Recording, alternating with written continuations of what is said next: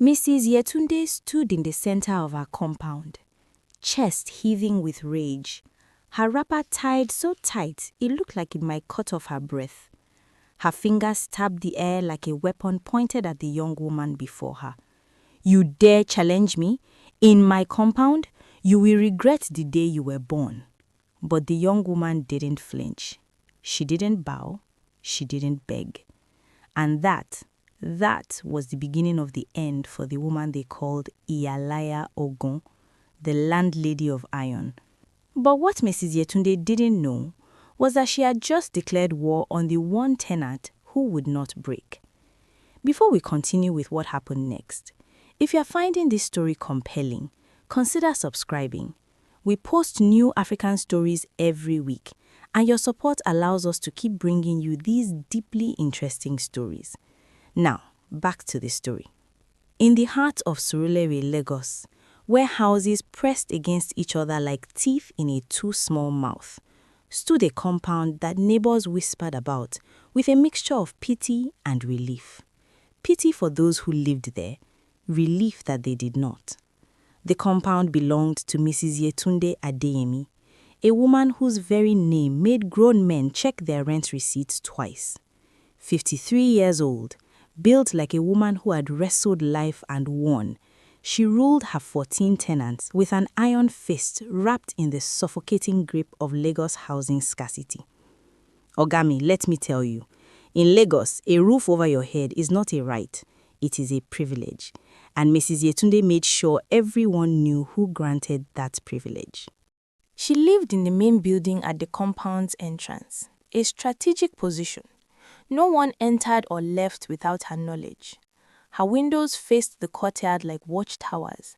Her ears were tuned to every generator that started, every visitor that knocked, every pot of jollof rice that sent its aroma dancing through the air.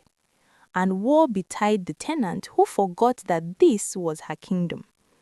No visitors after 8 p.m., she would bark, standing in the courtyard with her hands on her ample hips. No generator after 10 p.m., no solar panels on my roof. Are you people mad? Do you think this is a hotel? The tenants, teachers, taxi drivers, tailors, traders, would nod silently, avoiding her eyes. What choice did they have? In Lagos, where a single room could cost 500,000 naira and landlords demanded 2 years' rent upfront, Mrs. Yetunde's tyranny was still better than sleeping under Echo Bridge. Or so they thought. Mr. Akpan had lived in room 7 for 12 years. 12 years of never being late with rent. 12 years of greeting Mrs. Yetunde disrespectfully, of sweeping the compound without being asked, of settling disputes between other tenants before they reached her ears. He was what the Yoruba people call onirele, a person of good character. The kind of man who gave you his umbrella when it rained and walked home wet with a smile. But even good men can be broken by Lagos. His taxi, his livelihood, his children's school fees, his wife's shop capital had been vandalized by area boys who wanted settlement. It took everything he had saved to repair it. Everything.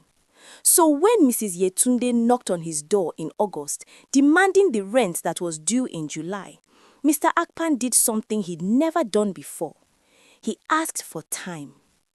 "Madam, please," he said that evening, standing in her doorway with his wife Blessing beside him, both of them with their heads slightly bowed in respect. "The car, the repairs, I am not a man who runs from his responsibilities. Give me 30 days, just 30 days, and I will pay everything, including this month." Mrs. Yetunde's face twisted like she'd bitten into a bitter kola nut. "Foolish man!" The words exploded from her mouth.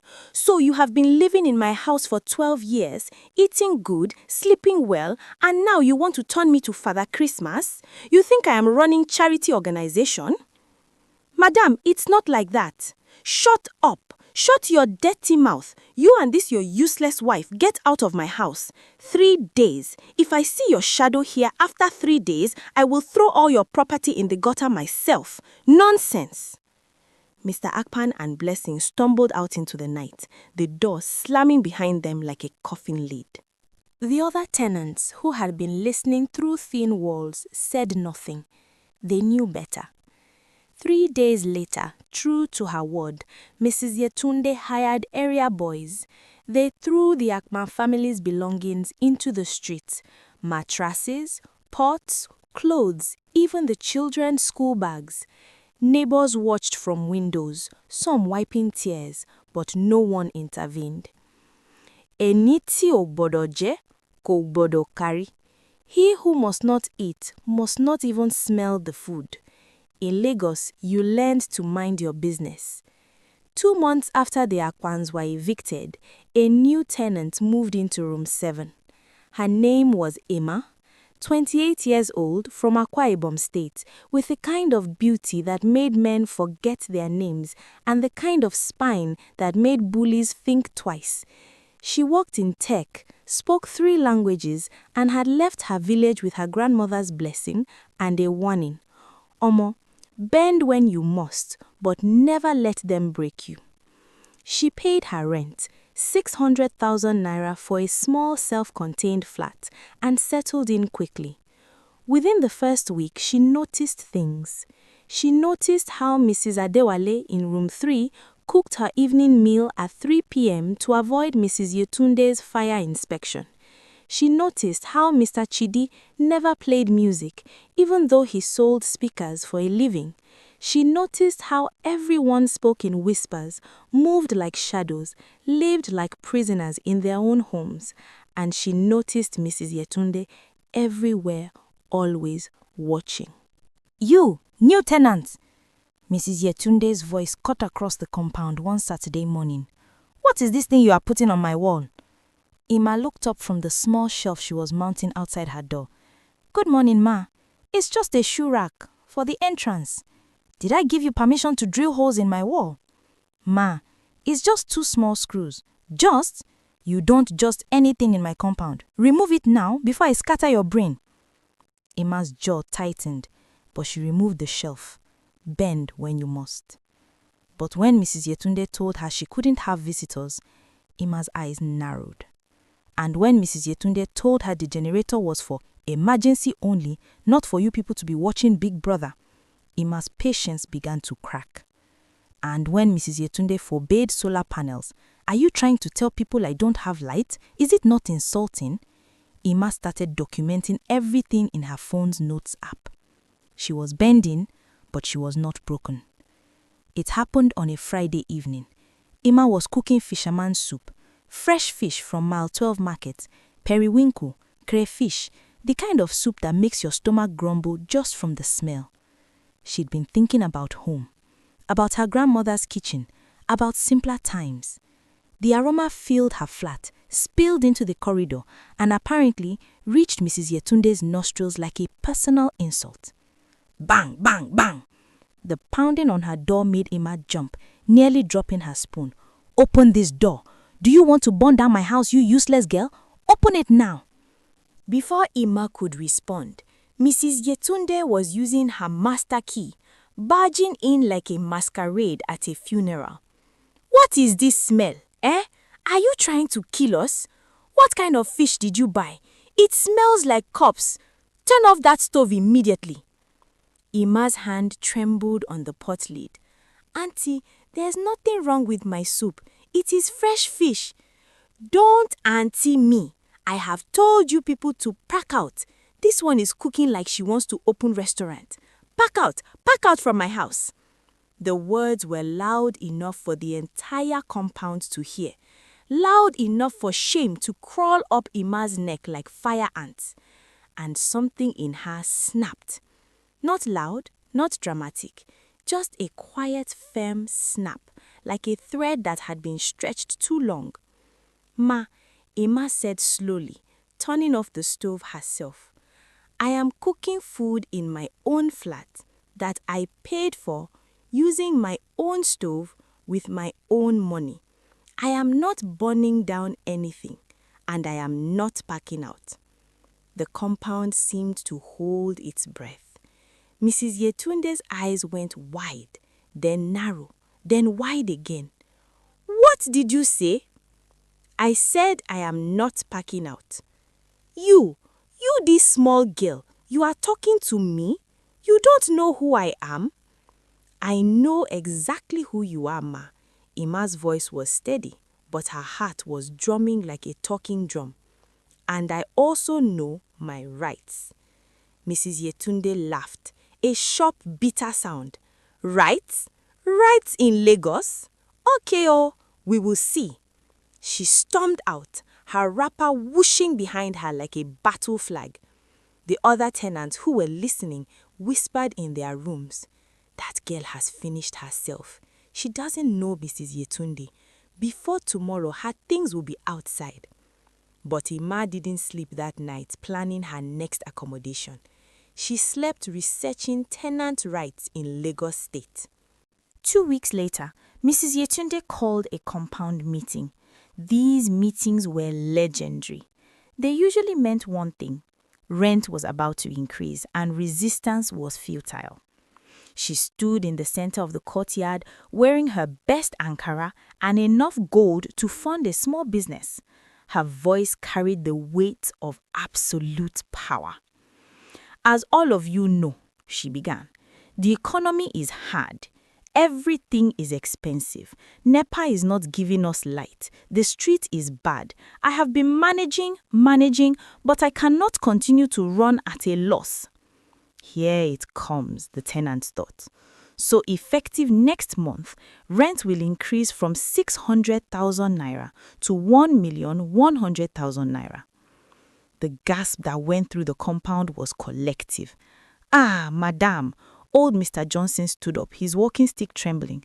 But you just increased rent last year from 400 to 600, and still we're the ones fixing things when they spoil." "If you cannot afford it," Mrs. Yetunde said coldly, "then pack out. Lagos is not for poor people." That's when Emma stood up. "This is illegal." The words fell into the courtyard like a bomb. Mrs. Yetunde turned slowly. "What did you say?" "I said this is illegal. According to the Lagos State Tenancy Law of 2011, you cannot increase rent by more than a reasonable percentage without proper notice and justification. 83% increase in the same economic climate, that is exploitation, and it is illegal." The silence was deafening. Mrs. Yetunde's face went through several colors before settling on a deep, furious red. You small girl from village, you came to Lagos yesterday and you are telling me about law?" "I'm telling you about tenant rights, Ma." "Get out!" Mrs. Yetunde's voice was a roar. "Get out of my compound now, today, this minute." "I'm not going anywhere," Emma said quietly. "Do your worst." And Mrs. Yetunde beamed. The next morning, Mrs. Yetunde arrived with 10 area boys, the kind with muscles built from carrying injustice, and 2 police officers. "Officer, this girl is a criminal," Mrs. Yetunde declared dramatically. "She is threatening me in my own house. She wants to kill me. She is probably a ritualist. That's why she can afford rent." The other tenants watched from behind their curtains as the area boys began throwing Emma's things out: her clothes, her laptop, her grandmother's framed photo. But Emma didn't cry, didn't beg, didn't break. She pulled out her phone and started recording. "Officers," she said calmly, walking up to the policemen, "I am being illegally evicted. My rent is not due. I have receipts. I have documented harassment. Are you going to stand here and let this happen?" One of the officers shifted uncomfortably. "Madam say you disturbing her. Madam is lying and you know it." The officer looked at Mrs. Yetunde, then at Emma, then at the growing crowd of neighbors who had come out to their gates to watch. "Look," he said quietly to Emma, "just go to the station, sort it out there. Don't make trouble." So Emma went to the station. But she didn't go to beg. She didn't go to settle. She went with evidence, photos, voice recordings, receipts, witness statements from 2 courageous tenants who had secretly provided them. And at the station, when Mrs. Yetunde told her story of threats and disrespect, Emma dropped a paper on the desk. "Officer, I'm filing a formal lawsuit against Mrs. Yetunde Adeyemi for illegal eviction, harassment, emotional distress, and violation of tenant rights. My lawyer will be here within the hour." Mrs. Yetunde's mouth fell open. You are suing me? Me? For 100 million naira, Ima said, and I'm pressing criminal charges. The case of Ima Ekbo versus Mrs. Yetunde Adeyemi became the talk of Surulere. People couldn't believe it. A single woman, a tenant, taking on a landlord in Lagos? Esheo, it cannot be done. But it was being done. The Lagos State High Court took the case, and what was meant to be a simple tenant dispute became something much bigger. Because Ima's lawyer was smart, he didn't just argue about the eviction, he brought witnesses. Mr. Akman came. Quiet, humble Mr. Akman, who had lost everything, stood in that courtroom and told his story. Mrs. Adewale came, the woman from room 3, who cooked at 3 p.m. She told about 6 years of psychological terror. Mr. Chidi came, the speaker seller who couldn't play music. He told about the time Mrs. Yetunde called police when he bought a new TV, claiming he must be a Yahoo boy. One by one, 12 years of tyranny were laid bare in that courtroom. Mrs. Yetunde tried to defend herself. They are all lying. I am a good landlady. They are just wicked tenants who don't want to pay rent. But when the judge asked for maintenance records, she had none. When asked for proper eviction notices, she had none. When asked about the illegal rent increases, she claimed, "It's my house, I can do what I want." And that's when the judge's face went cold. "Madam," he said slowly, removing his glasses, "this is not a kingdom. This is Nigeria. We have laws, and you, madam, have broken almost all of them." The court decision came after 6 months of hearings. Number 1, Mrs. Yetunde was ordered to pay Ima 15 million naira in damages. Number 2, her property was temporarily sealed pending an investigation into tenant abuse. Number 3, she was forbidden from collecting rent or issuing evictions until she completed landlord-tenant relations training. Number 4, all her recent rent increases were declared null and void. The courtroom erupted. Mrs. Yetunde collapsed in her seat, her gold jewelry suddenly looking like chains.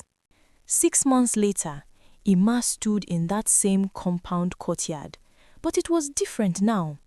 Mr. Akman had returned, giving compensation and his flat back by court order. Mrs. Adewale cooked jollof rice at 7 p.m.